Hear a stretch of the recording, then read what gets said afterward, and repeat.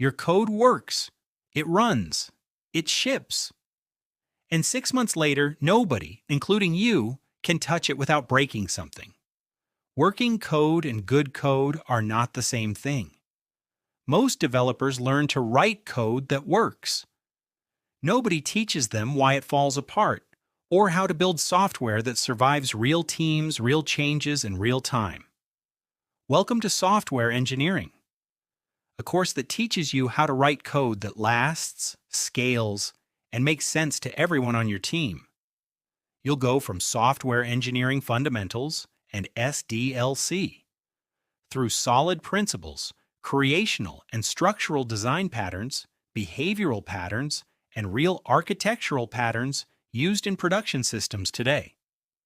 Design patterns are the shared vocabulary of great engineers. Learn them, and you'll write code faster, communicate clearer with your team, and build systems that don't collapse under their own weight.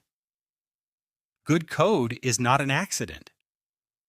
Let's build the blueprint, starting now.